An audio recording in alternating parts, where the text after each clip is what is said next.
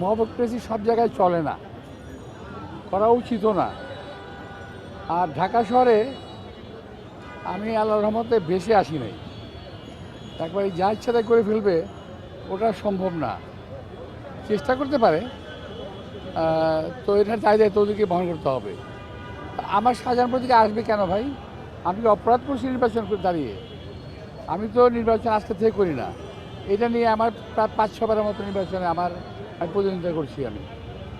তো এর আগেও বহু বহু ঘটনা ঘটেছে। তো ওগুলো কোনো বিষয়ে মনে করি না। যারা নাকি একান্তই দুর্বল প্রার্থী, তারা সবল প্রার্থীর বিরুদ্ধে সাথে কথা বলবেই। আমি এটাকে খুব একটা গায়ে মাখছি না।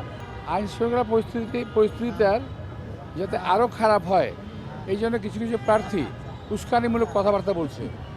আপনি খেয়াল করে দেখবেন যে আমাদের এই আসনের কিছু কিছু প্রার্থী, তাদের যে কাজকর্ম, তাদের কথাবার্তা অত্যন্ত উস্কানিমূলক। যেমন আমার সঙ্গে তারা বলতেছে, আজে বাজে কথা বলতেছে। আমি এই ব্যাপারে কোনো রিয়াকশন দিতে চাই না, দিবও না। কিছু কিছু লোক আসছে যারা নাকি খুব সস্তায় পপুলারিটি পেতে চায়, কিন্তু বিষয়টা তেমন না। তো কিছু কিছু লোক কথাবার্তা বলছে এগুলো মানে উস্কানিমূলক কথাবার্তা।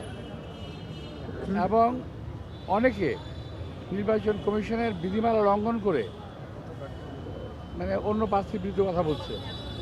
আমি ওদের বলতে চাই না, কিন্তু আমি খেয়াল করছি যে উদ্দেশ্যমূলকভাবে উস্কানিমূলক কথাবার্তা বলছে, যাতে আমরা একটু ইরিটেট হই, যাতে একটা কোনোরকম ঘটনা ঘটে। তো আমাদের নেতা কর্মীরা অত্যন্ত সুশৃঙ্খল, শান্ত, এবং তারা কোনো রকম উস্কানিতে পা দেবে না। এটা হলো আমাদের সবচেয়ে বড় বিষয়। আর কিছু কিছু প্রার্থী নিজেদেরকে তুলে ধরতে গিয়ে অন্য প্রার্থীর বদনাম করছে, যেটা নাকি নির্বাচন আচরণ বিধিমালার লঙ্ঘন। তো এই ব্যাপারে আমি নির্বাচন কমিশনকে আহ্বান জানাবো, তারা যেন ওই ব্যাপারে খেয়াল রাখেন।